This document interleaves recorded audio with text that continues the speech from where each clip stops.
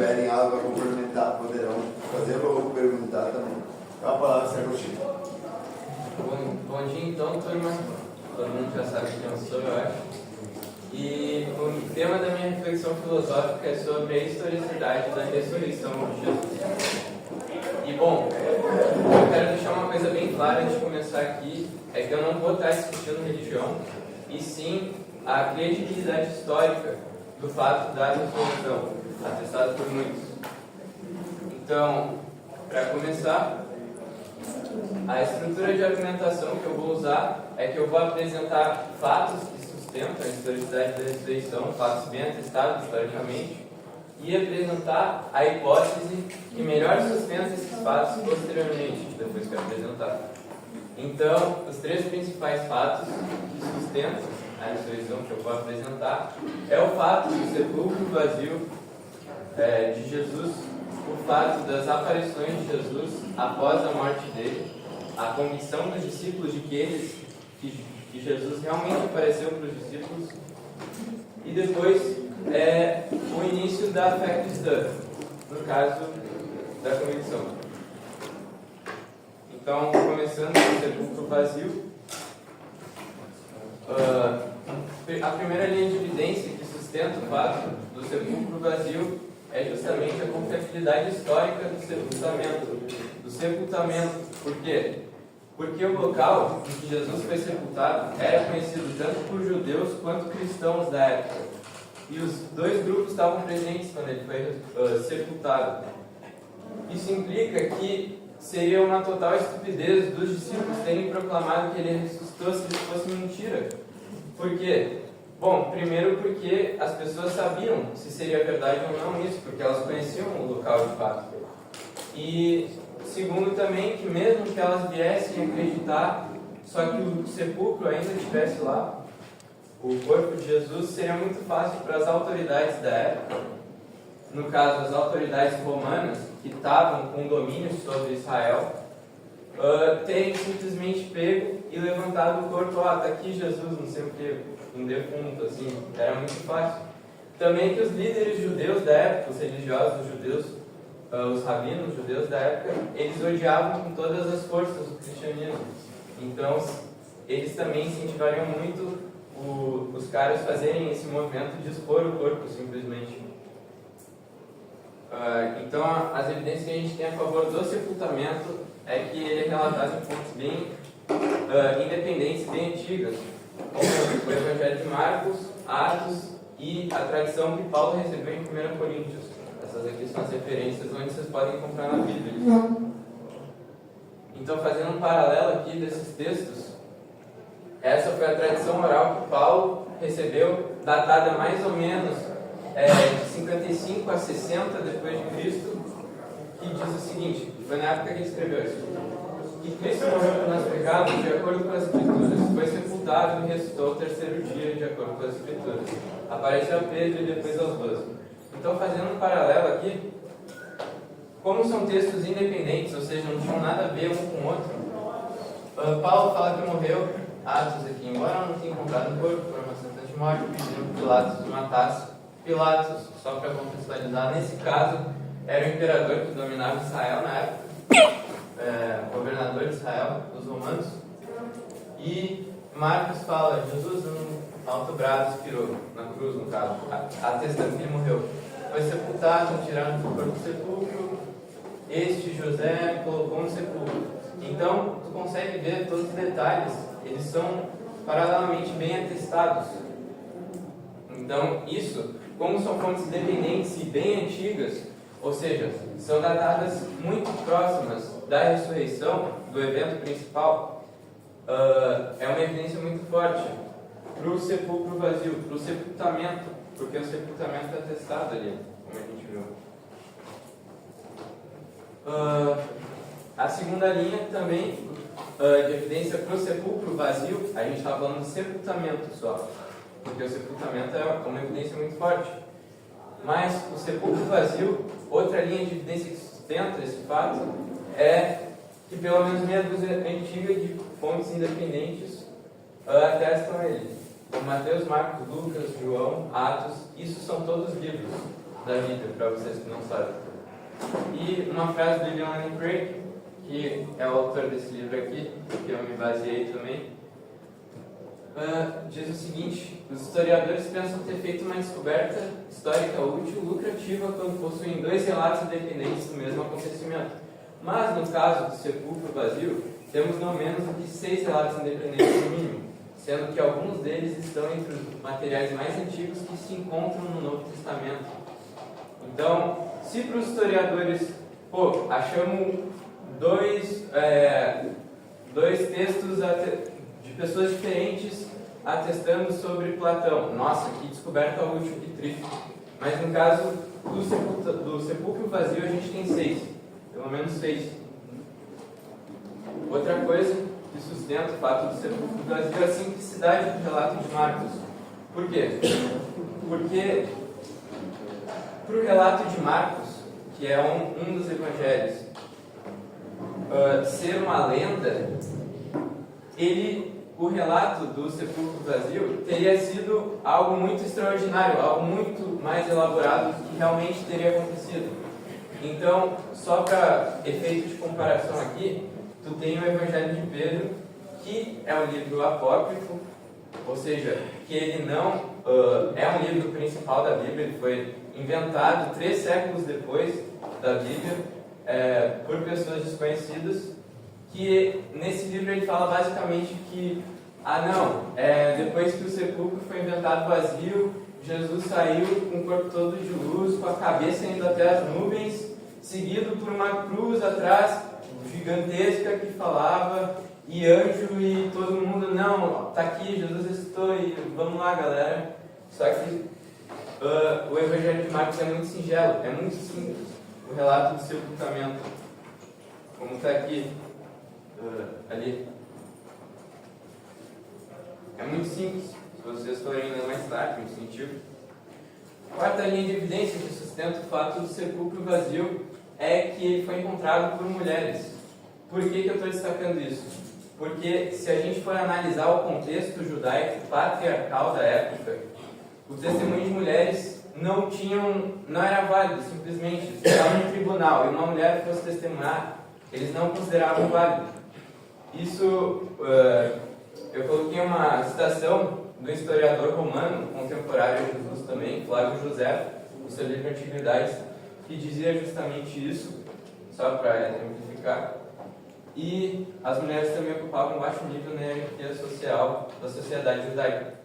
Só para vocês terem uma ideia, os rabinos, fariseus, os judeus, eles preferiam, uma das orações que eles faziam no dia era de que eu prefiro que meu filho nasça escravo do que mulher. Ali está o relato que diz. E o ponto é, claro, que essa ideia é totalmente estúpida, não faz sentido nenhum hoje em dia. Mas naquela época, no contexto da época, eles levavam muito a sério isso. Só que o ponto é que se fosse inventado, se o relato do sepulcro vazio fosse inventado, fosse forjado, eles não teriam colocado esse fato. Por quê? Porque é um detalhe muito embaraçoso. É um detalhe muito embaraçoso para eles que ia tirar a credibilidade deles, se eles quisessem convencer alguém dessa história. Dessa história inventada, no caso, que eles teriam inventado. Então, é uma evidência muito forte que os historiadores consideram do sepulcro vazio. Justamente esse fato que ele foi encontrado por mulheres. E o quinto foi o barraco mais antigo que os judeus fizeram aponta para o sepulcro vazio. Por quê? Mateus 28, que é um livro da Bíblia, Mateus 28 é um capítulo. Esses versículos contam a história de que depois que os discípulos, que aconteceu tudo aquilo e tal da ressurreição, os guardas foram lá nos líderes judeus da época e falaram: o túmulo está vazio, e agora, o que a gente faz? Não, fala que eles roubaram o corpo e tal, que, sei lá, nocautearam vocês de alguma forma, que vocês dormiram, fala qualquer coisa aí, que a gente cobre tudo, não sei o que, deixa quieto. Só que o ponto é que Mateus, no final desses versículos, eu não coloquei aqui porque senão ficaria muito extenso, Mateus, ele fala que e essa história se propaga entre os judeus até o dia de hoje. até o dia de hoje naquele texto em que foi escrita a época. Então, ele falou, todo mundo sabia dessa história. Vocês podem, é como se ele falasse, não, vai testar, vai verificar, todo mundo sabe. Isso, se os judeus falaram isso, é porque realmente é uma evidência muito forte do sepulcro vazio. Tem até um mandado pelo imperador, eu não lembro se é Nero, de Roma da época, já que o Império Romano tinha o controle sobre os judeus daquela época, sobre Israel e Jerusalém. Nero, ele enviou um mandato, mais ou menos no ano 130 depois de Cristo, falando para eles cuidarem sepulcros vigorosamente, para não acontecerem alardes como que aconteceu em Israel. Então, não se sabe se ele estava falando de Jesus em específico, mas é uma evidência a ser considerada também, desse fato, de que os discípulos salvaram o corpo. E bom, para concluir esse fato do sepulcro vazio, eu peguei uma citação aqui do Craig também, que diz que é uma pesquisa feita com 2.200 publicações em inglês, francês e alemão sobre a ressurreição desde 1975, até mais ou menos 2000. Gary Habermas, que é um historiador do Novo Testamento, historiador estudioso, ele descobriu que 75% dos estudiosos aceitavam a historicidade da descoberta do sepulcro vazio.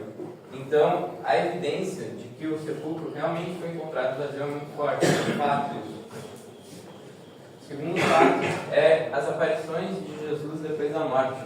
De que os discípulos realmente tinham convicção naquilo que aconteceu. E bom, as três linhas de evidências que sustentam isso primeiro, a lista fornecida por Paulo das pessoas que testemunharam essas aparições garante que tais aparições ocorreram. Paulo, então, é a continuação daquele texto que eu passei anteriormente, que Paulo fala que transmitir a vocês Cristo morreu pelos nossos pecados, nas Escrituras, foi sepultado, apareceu a Pedro, mais tarde aos 12, apareceu a mais de 500 irmãos de uma só vez, a maioria dos quais ainda vive. Isso é importante. 500 irmãos dos quais ainda vive. Tiago, então, a todos os discípulos. Apareceu também a mim. No caso, ele está falando dele mesmo, Paulo. Por quê? Porque Paulo, ele recebeu essa tradição oral dos judeus, dos primeiros cristãos, e ele estava falando, ele conversou com essas pessoas e ele falou que essas pessoas apareceram para ele. E os três que eu queria destacar aqui, que eu achei mais interessante na minha visão, pessoalmente, é a aparição a mais de 500 irmãos. Por quê? Porque ele falou que foi de uma vez a 500 irmãos dos quais ainda vive. Só que ele não teria isso dos quais ainda vive, e depois, embora alguns já tenham adormecido, se ele não falasse, eu testemunhei a maioria dos quais ainda vive, vocês podem ir lá e falar com essas pessoas dos quais ainda vive, por isso que ele fala ali. Ele conhecia essas pessoas, ele tinha um contato e ele desafiava os leitores a irem falar com essas pessoas. Segunda, Tiago. Tiago, então, era, para quem não sabe, um dos irmãos de Jesus. E Tiago, a Bíblia fala que ele não acreditava em Jesus, não acreditava nas afirmações de Jesus sobre a identidade messiânica que ele tinha. E por que isso é interessante? Porque Tiago, depois ele vai virar o líder, na verdade, da igreja de Jerusalém. Tiago virando o líder da igreja de Jerusalém. Se ele não acreditava antes, como assim? Então, é uma evidência muito forte também que ele apareceu a Tiago e apareceu a Saulo de Tarso, que, para quem não sabe, é o próprio Paulo, a própria pessoa que escreveu essa carta. O background de Paulo, dando um contexto rápido aqui, Paulo era um rabino fariseu da época, um dos líderes religiosos que odiavam o cristianismo com todas as forças. Só que a Bíblia fala que Paulo, numa estrada para Damasco, nessa de que ele estava perseguindo os cristãos da época, que ele queria matar, ele condenava todo dia vários cristãos à morte, Jesus aparece para Paulo e Paulo simplesmente muda a vida dele, Jesus muda a vida dele, e ele começa a passar do maior perseguidor dos cristãos para o maior missionário do cristianismo. Então, depois a Bíblia fala que ele vai para vários países pregando o evangelho e tal. E bom, esses são fatos bem que sustentam realmente que essas aparições ocorreram, porque eles acreditavam mesmo naquilo que estavam falando. E, segundo a linha de evidência, são os próprios relatos independentes do Evangelho, que ele fala, além da lista de Paulo que eu falei ali, ele fala por Pedro, atestado por Paulo, por Lucas, pessoas independentes de si, épocas independentes, Lucas e João, as mulheres, que eu falei antes, que também é um ponto muito forte a ser citado, justamente, e aos discípulos. Aqui estão as referências onde vocês podem encontrar na Bíblia mesmo essas aparições. Então são relatos independentes que contam basicamente a mesma história. Claro, com alguns detalhes divergentes, mas se vocês quiserem eu falo isso melhor depois da crítica textual, que na verdade isso ajuda na historicidade. E terceiro, é que Paulo ele deixa implícito que as aparições foram físicas. Tu poderia até falar, não, mas por que não as alucinações? Não, ele deixa implícito que foram físicas. Paulo nas próprias cartas, ele fala que Cristo ressuscitou no corpo encarnado, que foi realmente físico. O segundo ponto é que os evangelhos mostram que elas foram físicas e corpóreas. Tanto que eu coloquei ali uma foto do Carvalho, uma pintura, que é justamente da história de Tomé, um dos discípulos de Jesus, que Jesus estava reunido, basicamente, falando bem breve da história, Jesus estava com os discípulos reunidos ali, e Tomé falou, não, como é que eu sei que tu não é um demônio ou uma alucinação ou qualquer coisa do tipo? Aí Jesus falou, vem e toca nas minhas feridas. Tomé foi e tocou e realmente viu que era de fato Jesus. Então os evangelhos deixam bem claro também que Jesus comeu, bebeu com eles, Jesus conversava com eles, Jesus andava o tempo todo com eles, durante um período de 40 dias, para quem não sabe. Depois que ele estou 40 dias, ele ficou entre os discípulos. E, claro, mais outras pessoas, que nem eu falei ali. Terceiro fato, então, que sustenta a hipótese da ressurreição, é o fato das origens da fé cristã, que também é um fato bem, historicamente bem consolidado pelos críticos. Por quê? Porque os judeus da época e os discípulos, eles tinham todas as predisposições ao contrário para não acreditar em Jesus. Por quê? Porque por que essa pessoa que falava ser o Messias deles foi vergonhosamente crucificado? Porque a ideia de Messias que eles tinham era completamente diferente. A ideia era de que o Messias seria um líder com poderio militar que ia livrar Israel dos inimigos e que ia trazer fortunas para Israel. Só que não, como é que esse líder que eles tinham essa ideia na cabeça foi crucificado vergonhosamente em público? Então, isso abalou muito a fé deles. E tanto que vários deixaram Jesus por causa disso. Só que, por que a fé cristã se espalhou? Por que a igreja se espalhou? Bom, a ressurreição seria a grande virada de mesa. E aqui, kkk, ressurreição, como assim? Eles não acreditavam na ressurreição, eles não tinham essa ideia, nunca passou pela mente deles, porque o Antigo Testamento, que seria a Bíblia judaica, ela não falava nada de ressurreição. E talvez reencarnação eles até poderiam acreditar, mas uma ressurreição física e corpórea eles não poderiam acreditar nisso. E outra coisa seria os mártires da fé mesmo. Por quê? Porque os discípulos desolados, depois do seu líder ter sido crucificado, teriam inventado mentiras sobre a ressurreição e terem morrido por essas mentiras. Bom, eu acho que ninguém aqui morreria por algo que sabe que é mentira. isso aqui é verdade, isso aqui é verdade, não sei o que, eu vi, tá, mas então a gente vai te matar porque a gente não aceita isso. Não, é mentira, perdão. Só que eles tinham tanta convicção em Jesus, e Jesus falou que Jesus prometeu um reino para eles. Então, para eles terem morrido por isso, não seria grandes coisas. Se fosse uma mentira, por que eles morreriam? Por que eles morreriam? Dariam a vida por uma mentira? Aqui eu tenho exemplos. Pedro, um dos discípulos que apareceu ali naquela lista que eu falei antes, ele foi crucificado de cabeça para baixo em Roma por Nero. Isso os pais da igreja falam. Clemente, um dos discípulos de Paulo, que escreveu posteriormente no século I. André, fique esperto, André. Filipe. Paulo, o próprio Paulo escreveu aquilo ali, foi decapitado em Roma por causa da fé dele. Claro, ele passou por perseguição, tortura e morte, todos na verdade passaram por esse tipo de sofrimento. Tiago, irmão de Jesus que eu falei antes, que se tornou o líder da igreja de Jerusalém, cidade em que Jesus foi crucificado, ele morreu apedrejado.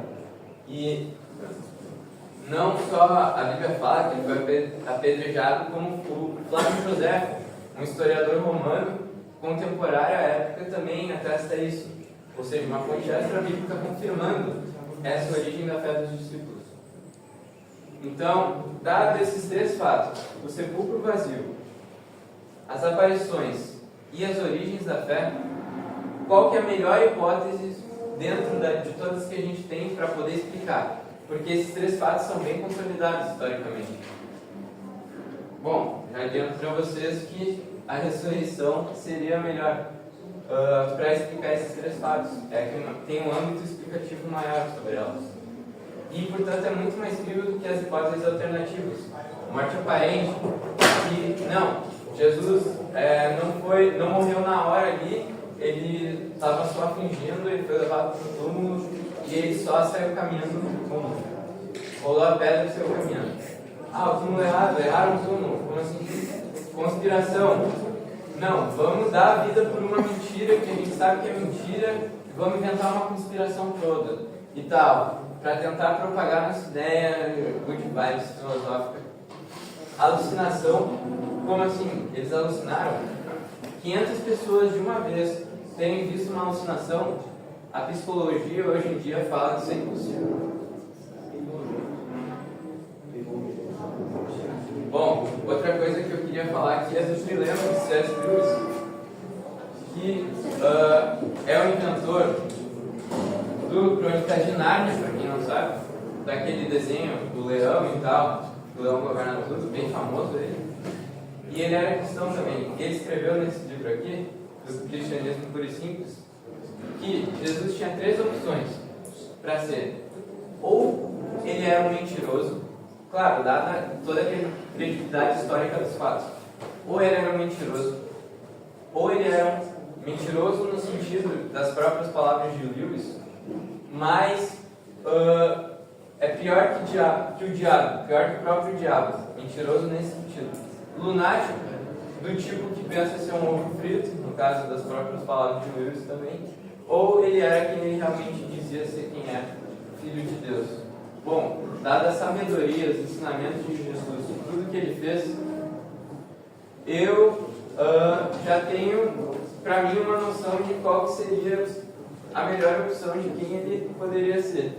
Eu não sei vocês.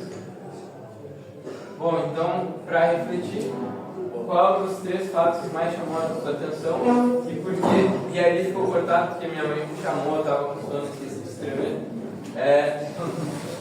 Tu poderia conseguir acreditar, tu conseguiria acreditar na hipótese da ressurreição, dada todas essas evidências? Se sim, o que tu vai fazer depois? Se não, por que não? Vamos discutir. Então, muito obrigado, turma.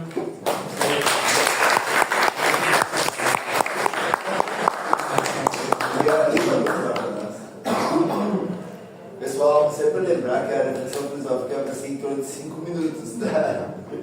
Não mais, mas hoje teve uma boa argumentação. Alguém gostaria de complementar algo ou de perguntar algo?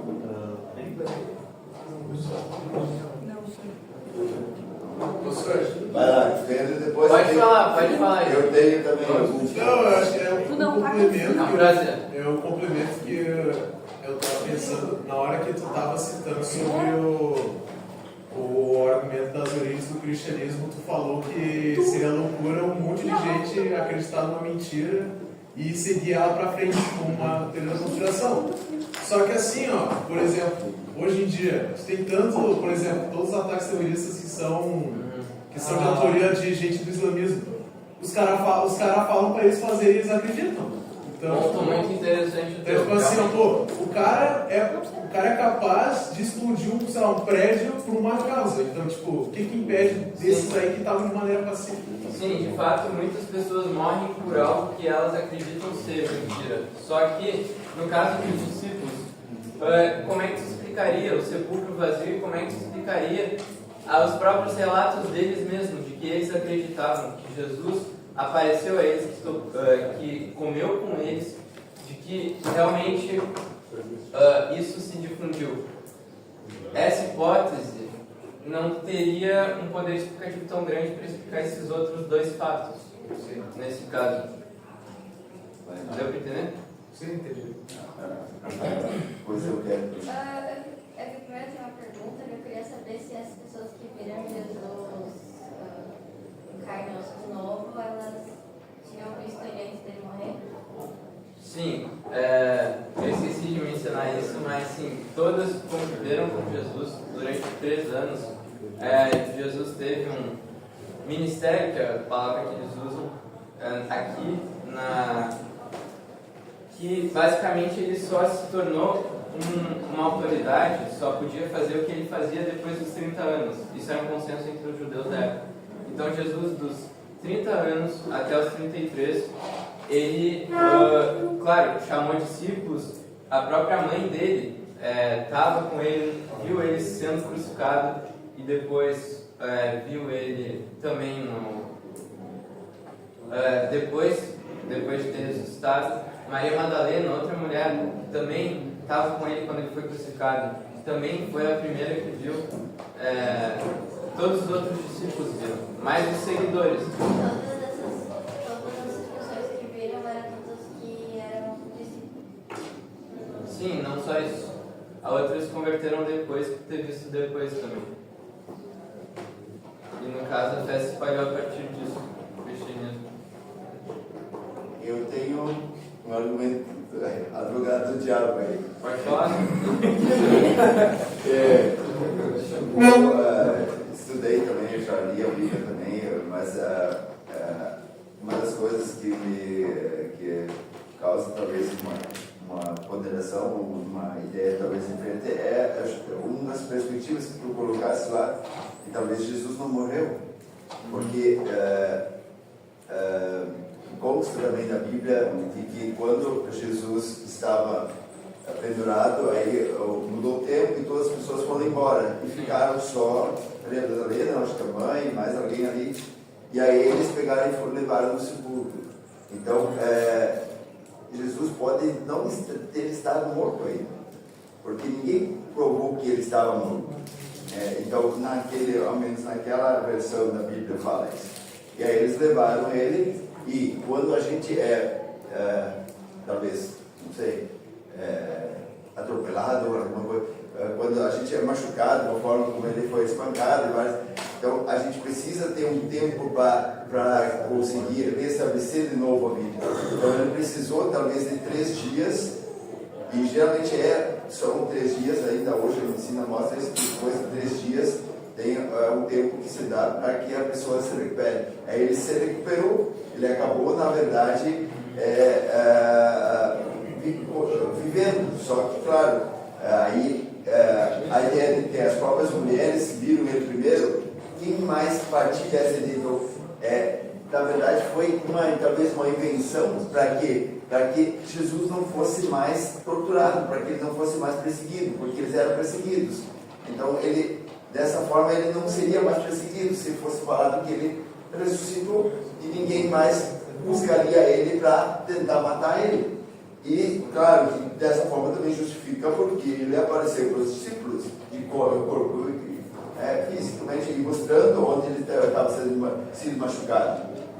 Então, isso explicaria tranquilamente, a gente poderia aceitar dessa forma, de que ele não teria morrido e depois de 3 dias ele só teria conseguido levantar e sair de lá, porque alguém ajudou ele, e as mulheres espalham muito as notícias, então eles ouviram justamente essa ideia de que as mulheres, para elas espalhar a notícia de que estava vazio e que ele teria ressuscitado. Então, depois ele pode aparecer dessa forma para 500 pessoas. E quando tu fala de fontes independentes, mas todas as fontes têm um viés muito próximo, ou seja, todas estão relacionadas às religiões.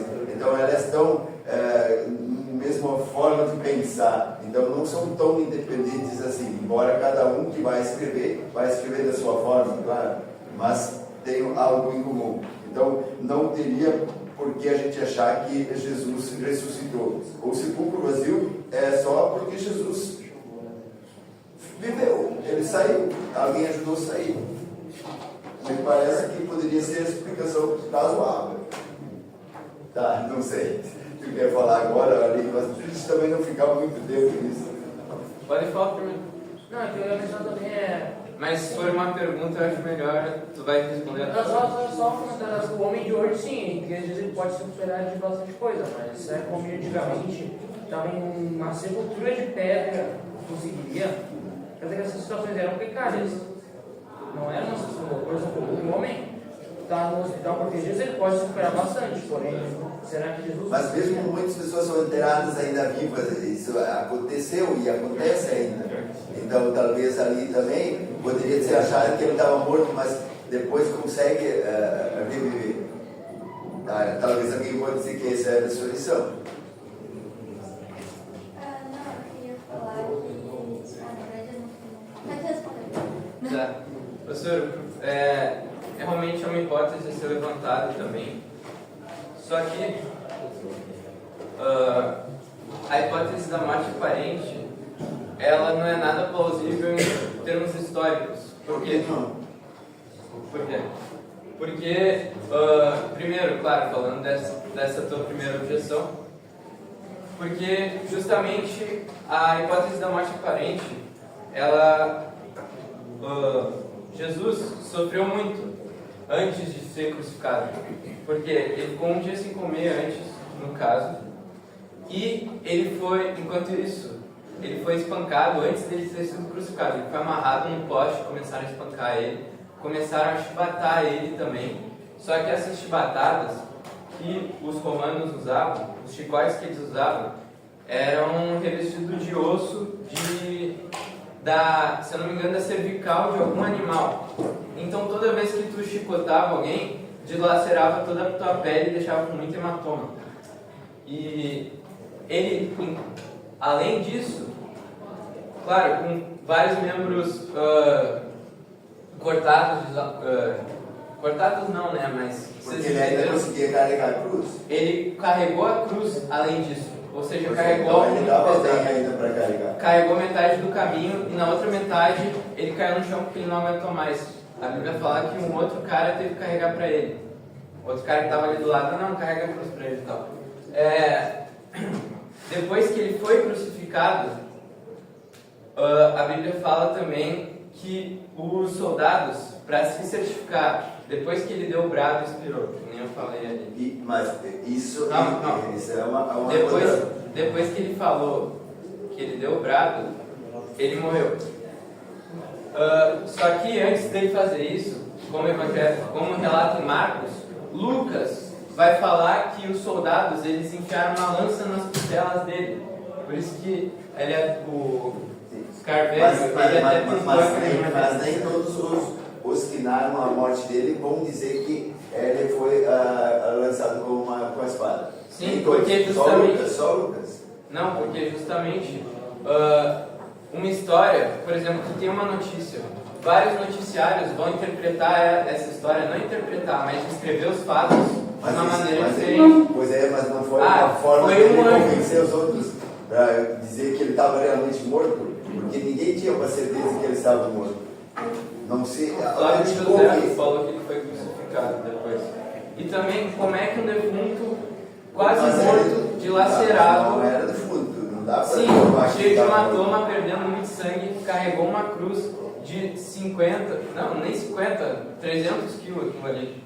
Então ele não estava tão machucado, ele conseguia, né? Sim, tanto é que ele caiu, ele não tinha mais força, justamente por isso. É justamente isso, a ideia de 3 dias depois ele conseguiu ser retomado. Mas como ele todo fraco, dilacerado, teria levantado uma pedra de mais de 2.000 quilos da frente do sepulcro ter saído.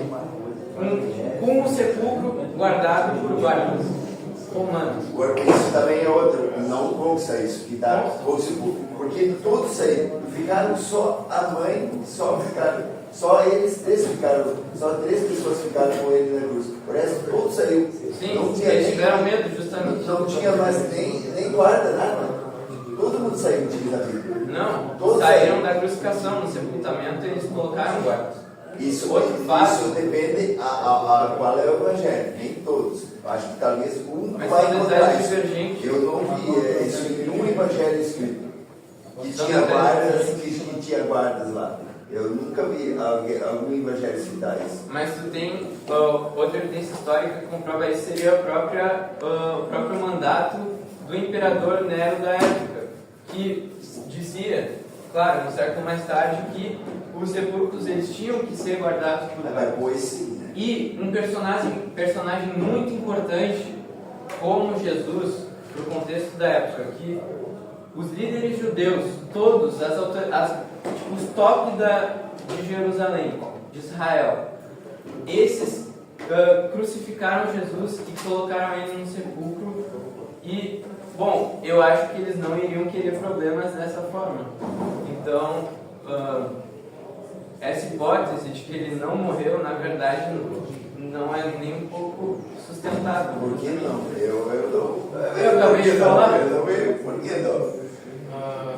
Eu acho que assim, eu não vou concordar com nenhum lado, mas eu vou comentar que assim, é uma situação que aconteceu há 2024 anos atrás, né? E pegando apenas o âmbito da lógica, se eu, no mundo que eu estou, e que creio que as regras que eu estou vendo na minha frente agora são as regras que funcionam e está tudo assim, se eu escuto histórias e eu vou levar as coisas que eu falo como verdade para poder pegar o âmbito de que é tudo verdade, eu escuto histórias de que um homem, que dizia, eu vou pegar um exemplo diferente, um homem que dizia ser um mago, tá? E provavelmente poderia ser muito bom em retórica, e convencer várias pessoas disso. Se eu escuto que ele morreu, e daí o lugar onde ele morreu depois foi encontrado aberto, e depois algumas pessoas viram ele andando por aí ou encontraram com ele. No mundo Essas pessoas morreram por ele depois. Sim, no mundo morreram por ele depois. No mundo em que eu estou, onde eu conheço todas essas regras, a suposição que eu faria é que ele ressuscitou. Tipo, é uma coisa muito, muito distante.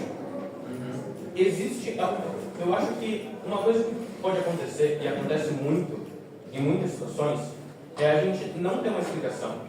Encontrar algo que não tem como falar que não foi isso, e botar ali pra frente no buraco.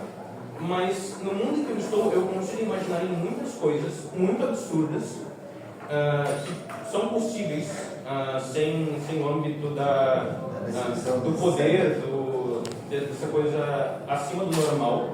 Eu consigo pensar em muitas coisas que são absurdas, mas que pra mim, mesmo que sejam absurdas, contanto que sejam possíveis dentro do que eu conheço, parecem mais plausíveis do que falar que ele ressuscitou. Não estou falando que não foi isso. É só que falar que foi isso. Sim, é um fato muito extraordinário. muito É um longo, fato é muito extraordinário. extraordinário. Sim. E um outro ponto Então, que eu acho que reforça, inclusive, a ideia de que ele não morreu é justamente a ideia de que as pessoas depois foram torturadas, perseguidas. Então, Jesus, como líder, seria muito mais torturado e perseguido de novo. E ele Então, foi? eles dizer de que ele ressuscitou era muito mais fácil, era muito melhor para ele não ser perseguido mais. E as pessoas não que acreditam numa mentira, Você acredita naquilo que ele defendia. É isso que vale muito mais do que a ressurreição. As pessoas não acreditavam tanto nele porque ele ressuscitou, muito mais pelo que ele disse. Eles seguiam ele pelo que ele dizia. Então, isso é o que importa. Não, se ele ressuscitou, se hoje descobrirem uma alçada de Jesus num sepulcro diferente, isso não me faria acreditar menos nas ideias que ele defendia. E as ideias, eu acho que essas que são válidas. Isso que ressuscita. As ideias, aquilo que ele pensava, isso eu acredito na ressurreição, mas não na outra ressurreição. Pois é, mas só para não fugir, respondendo a pergunta do Pedro primeiro, os fatos realmente, eu poderia considerar que um fato extraordinário como esse requeriria uma evidência muito extraordinária para acreditar nisso aí. Só que tu tem esses 3 fatos que eu apresentei bem fundamentados historicamente. Então, qual seria a melhor explicação que abrangesse todos esses fatos? Tu tem as hipóteses alternativas que, claro, os críticos propõem. Só que todas essas parecem falhar em pelo menos alguma coisa para poder explicar tudo. Então, a que sobra realmente é a da ressurreição. Só que, às vezes, isso aconteceu comigo, a única coisa que me impediu de acreditar na ressurreição quando eu vi isso aqui seria o meu próprio viés filosófico. Por quê? Porque se Deus não existe, milagres não existem. Só que se Deus existe, milagres são possíveis. Se um Deus teísta existe, que criou o mundo, que interage no mundo, que nos deu um senso de moral, que projetou a complexidade da vida. Se esse Deus existe, então para ele simplesmente dar vida de novo é brincadeira de criança, porque ele é o autor da vida, então por que ele não poderia dar nem tirar a vida? Se ele precisa fazer milagres, a única perfeito. Não, se ele outra questão, deixa eu falar. Depois vou encerrando, tá? É que até hoje a religião é muita das pessoas, até mesmo a gente sabendo muitos conhecimentos científicos, tentando outras ideias. Sim, existem provas de que Jesus existiu e sobre isso realmente. A Bíblia fala que ele existiu, mas esse tipo de Jesus não existiu. E assim como existem textos falando que ele fez, tem textos falando que não existia coisas que eram consideradas magia. Sim, magia negra, sim. Então, o que garante que não seria só medicinal, porque também, depois disso, milhares de mulheres foram queimadas por tais. Não era medicinal. Ainda nessa época, deviam ter muito menos conhecimento, coisas que pareciam ser extraordinárias e não. O problema, Rafa, era que quando tu pressupõe magia negra, tu está pressupondo no que a Bíblia fala de forças demoníacas. Só que Medicina mesmo. Eles consideravam magia, que na verdade era medicina. Curar alimentos, curar. Mas Puxar o problema é que coisas que as coisas hoje quando são científicas. o problema é que justamente não teria como, por meio dessa explicação, se Jesus se curasse de alguma forma, não teria como tu explicar a história do sepulcro vazio, de que os discípulos roubaram o corpo e cantaram, e tu não teria como explicar o fato das origens, porque Jesus apareceu para eles. Só que isso é uma distinção muito legal que a Bíblia faz, é que quando tu usa uma força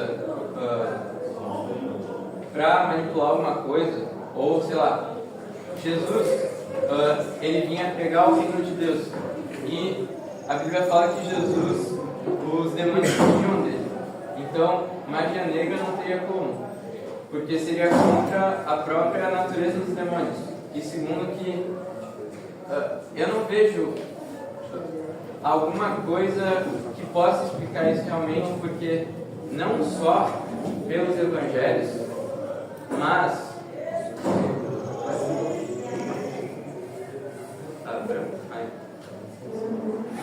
tem outros historiadores que também atestam a morte dele pela cruz. Então, que ele morreu, que foi crucificado e que ele sofreu muito, os historiadores todos concordam. Não tem, porque tu tem testemunho fora da Bíblia que fala isso. Tu tem Flávio José, que eu falei ali, tu tem Tácito, outro historiador romano, tu tem Plínio, o jovem, outro historiador romano, tu tem Clemente, próprio discípulo de Paulo, todos contemporâneos à época, eles atestam o mesmo fato, que Jesus morreu e que existiam esse grupo chamado de cristãos que foram, que difundiram essa ideia. Só que Joséfo também fala, no livro dele, Atividades Judaicas, que existiam vários movimentos de Messias da época. Só que, como é que um homem da Galileia, Nazaré, uma cidade tipo ruralzinha assim, sem nada, como é que esse homem teria tanta influência no mundo até os dias de hoje? Se fosse uma mentira, como é que isso se desenvolveria ao longo do tempo? Como se desenvolveu? Porque muitos movimentos existiram, só que vários acabaram. E tu volta no caso do dilema ali. Porque ou ele era mentiroso, ou ele era um mágico, ou ele era quem dizia assim quem ele era. E que também, não quero estender muito, esse dilema também ele é um pouco tendencioso, porque quando só essas três coisas, não só limita, tirando qualquer outra opção, como também tu mesmo aumentou o tamanho do mentiroso. Falou que não era só mentiroso, era mentiroso do mal. Não fez isso? Pior que o diabo, Exato. palavras. Então tem três opções que são muito, muito grandes. E tu se limita apenas a elas, como se não tivesse nenhuma outra. Como se não tivesse meio termo. O problema das outras é que, Jesus era uma lenda. Bom, mas todos os historiadores concordam que para as lendas acontecerem, tu tem que ter pelo menos 2 séculos de diferença dos supostos fatos que elas aconteceram, de um testemunho, de um depoimento. Só que no caso dos evangelhos, tu tem cerca de, aqui, as cartas de Paulo, 38 a 45 depois de Cristo. Claro, isso foi determinado por uma crítica textual muito rigorosa. Os evangelhos, 50 e 70, numa posição menos conservadora, bem extremista, 70 e 80, mas os historiadores também não concordam com essa opção, por motivos de crítica textual, não deu para aqui, mas os evangelhos, eles foram escritos muito próximos dos eventos que eles aconteceram. Se a morte de Jesus, a ressurreição, ocorreu em 33 depois de Cristo, e os textos foram escritos com menos de 25 anos de distância, seria muito fácil para alguém que testemunhou os fatos ir lá e falar: não, isso é mentira. Está todo mundo sentado numa rodinha de fogueira. Aí alguém fala: não, mas ele ressuscitou e deu um mortal de trás, daí com esse mortal ele subiu aos céus. Daí o cara vai falar: não, mas eu estava ali, não foi isso que aconteceu. Então não teria como ter sido uma lenda por causa disso. Outra opção do trilema é um homem bom, um profeta. O próprio Lewis fala que é um absurdo tu falar isso, porque como um homem que fazia afirmações tão extraordinárias de ser Deus, de ser filho de Deus, seria um cara bonzinho, um profeta. E isso, pra mim, não parece um bom homem, parece um indulgente. Não sei só o sincerando. Fala. Vai. Não, eu só queria fazer.